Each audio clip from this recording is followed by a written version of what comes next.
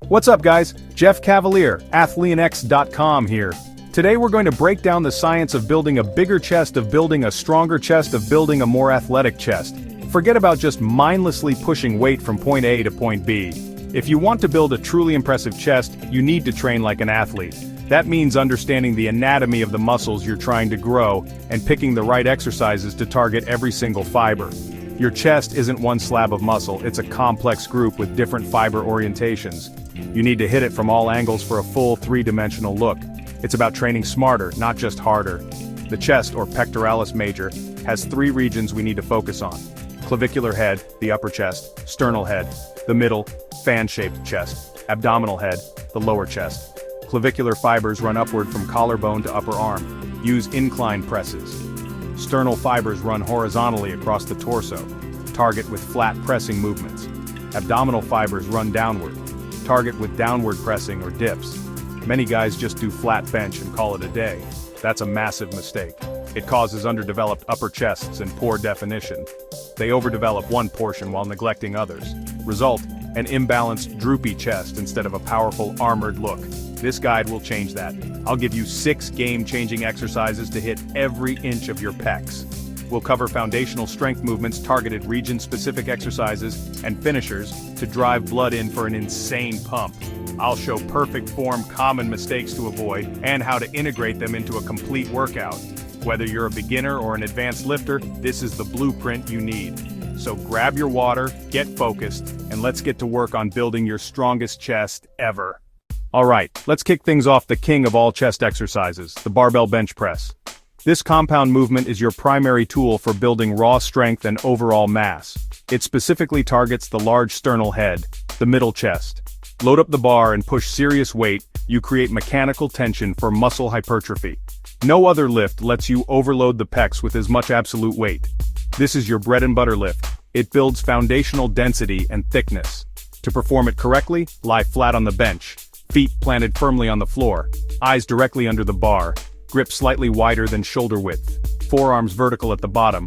Before unracking, retract your scapula, squeeze your shoulder blades together, press them down, tuck into your back pockets. This creates a stable shelf and protects your shoulders. Unrack the bar, take a deep breath. Lower in a controlled manner to mid-chest. Keep elbows tucked 45 to 60 degrees, not flared out to 90 degrees. Biggest mistake, ego lifting, loading too much, form breaks down, bouncing the bar. That robs tension and risks pec tears or shoulder injuries. Another fault, flaring elbows, elbows wing out, that internally rotates and impinges the shoulder. Keep elbows tucked to protect shoulders and load the chest. Use full range, touch chest, then press up powerfully. Work 3 to 4 sets, aim for 6 to 8 reps per set. Rest 2 to 3 minutes between sets. Requires barbell, rack, and bench. Gym-based exercise. Always use a spotter when chasing PRs. Now that we've laid the foundation with the flat bench, it's time to address the area that most guys are missing. The upper chest. The incline dumbbell press is the single best exercise for targeting the clavicular head of the pec. The fibers of the upper chest run diagonally upwards, so set the bench to about 30 to 45 degrees to align with them. That alignment makes the upper chest do most of the work. Use dumbbells instead of a barbell for this movement. They give you a greater range of motion. They force each side to work independently, which helps correct muscle imbalances. Adjust an adjustable bench to 30 to 45 degrees. Anything higher shifts the focus onto the anterior deltoids. Sit back with a dumbbell in each hand, resting on your thighs. Kick the dumbbells up one at a time to your shoulders. Then lie back, keeping your shoulder blades retracted and pinned to the bench. Feet flat on the floor for stability. Press the dumbbells straight up until your arms are fully extended, but don't clank them together at the top. Stop just short of lockout to keep constant tension on the pecs. A critical mistake is arching your back excessively. That arch flattens your torso angle and defeats the purpose. Keep your glutes and upper back on the bench the whole set. Another error is not controlling the eccentric, the lowering portion. Lower slowly and deliberately, feel a deep stretch in the upper chest at the bottom, then powerfully press back up. We're looking to accumulate volume and dial in the mind-muscle connection. Aim for 3 to 4 sets of 8 to 12 repetitions. This rep range is ideal for hypertrophy and lets you feel the upper chest contract each rep. Let's move on an often neglected but incredibly effective exercise for targeting the lower chest, the dip. When performed correctly, the dip is one of the best bodyweight movements you can do. It develops the abdominal head of your pecs, creating that clean, defined line at the bottom of your chest. The key is the angle of your torso. Lean forward to shift load off the triceps onto the downward fibers of the lower pecs, forcing them to lift your body weight. Find a set of parallel bars. Grip the bars firmly. Press up to the starting position with arms fully extended. Lean your torso forward as much as you can. Cross your legs. Bring your knees up slightly to help maintain that forward lean. Lower slowly until your shoulders are slightly below your elbows, feeling a deep stretch across the lower chest. Elbows should flare out slightly to the sides. Contrast. The triceps-focused dip keeps the elbows tucked. Press back up powerfully, focusing on squeezing your chest. The most common mistake people make is staying too upright. That shifts load to the triceps and front delts and minimizes chest activation. You must maintain that forward lean throughout the set to keep tension on your pecs. Another mistake is performing half reps. Go deep enough for a full stretch, but not so deep you feel pain or pinching in the front of your shoulder.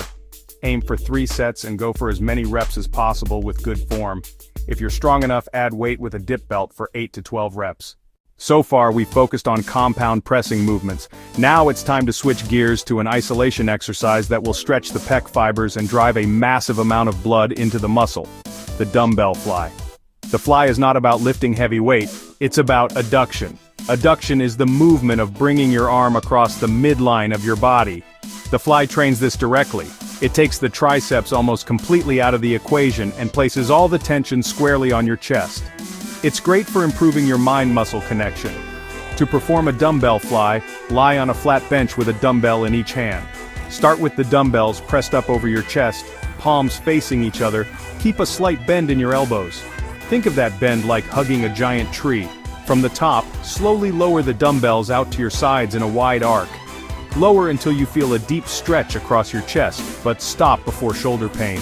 Number 1 mistake: turning the fly into a press. That usually happens when the weight is too heavy, causing excessive elbow bend and a press. Keep a fixed slight bend in the elbows, and use your pecs to pull the dumbbells back together in that wide arc. Don't clank the dumbbells at the top. That releases tension. Stop with the dumbbells a few inches apart to keep constant tension, because it's isolation focused on stretch and contraction. Use lighter weight and higher reps. Aim for 3 sets of 12 to 15 repetitions. Focus on rep quality. Squeeze your chest hard at the top and control the negative for a 2 to 3 second count on the way down. That creates metabolic stress, a driver of growth. Perfect for gym workouts and home workouts. It only needs a bench and a pair of dumbbells. Exercise number 5, the cable crossover, carving out inner chest definition. If you want to etch in that deep separation line down the middle of your chest, you need to incorporate the cable crossover. This exercise is superior for targeting the inner chest because it allows you to maintain tension on the pecs, even when your hands have crossed the midline of your body. With dumbbells, the tension disappears at the top of the movement as the weight is stacked over your joints. But with cables, the resistance is constant throughout the entire range of motion, allowing you to squeeze your pecs in their most shortened position. There are a few variations, but let's focus on the high to low cable crossover. Set the pulleys on a cable station to a high position. Grab the handles. Take a step forward to create tension. Lean your torso forward slightly with a staggered stance for stability. Start with your arms out wide in a similar position to the bottom of a fly with a slight bend in your elbows. Pull the handles down and across until your hands meet or cross in front of your lower abdomen. Squeeze your chest as hard as you possibly can for a second at the peak contraction. A huge mistake is using your body weight to move the weight. You'll see people rocking back and forth, using momentum instead of muscle. Your torso should remain relatively still. The movement should come from your arms adducting across your chest, powered by your pecs. Another fault is letting the shoulders round forward. Keep your chest up and your shoulder blades pulled back and down as you bring your arms together. This ensures the pecs do the work and prevents your front delts from taking over. This is a finishing exercise. Focus on the pump and contraction, not heavy weight. Select a weight that allows you to perform 3 to 4 sets of 12 to 15 repetitions with perfect form. The mind-muscle connection is everything here. Exercise number 6, the push-up, the ultimate bodyweight finisher. We're going to finish with the most fundamental, accessible, versatile chest exercise of all, the push-up. Don't ever think you're too advanced for push-ups. When used correctly, especially as a finisher at the end of a workout, They force blood into the chest and push your muscles to absolute failure. The push-up is a closed-chain kinetic exercise. Your hands are fixed in place. This allows for better scapular movement. It's often a safer, more shoulder-friendly alternative to the bench press. To perform a perfect push-up, get into a high plank with hands slightly wider than the shoulders. Body forms a straight line head to heels. No sagging or piking. Engage your core and glutes to keep the body rigid. Lower by bending the elbows, tucked at about a 45 degrees angle. Chest an inch or two from the floor. Powerfully press back up. Push through the palms and squeeze the chest at the top. Most common mistake, the worm. Hips sag, chest rises first, creating a wave-like motion. Here is the full workout. Pay close attention to the exercises, sets, reps, and rest periods. The goal is intensity and perfect execution on every single set. Don't just go through the motions, make every rep count. This is your blueprint for building a chest that not only looks powerful, but is powerful. Remember to warm up properly before you start. Safety and proper form must always be your top priorities in the gym.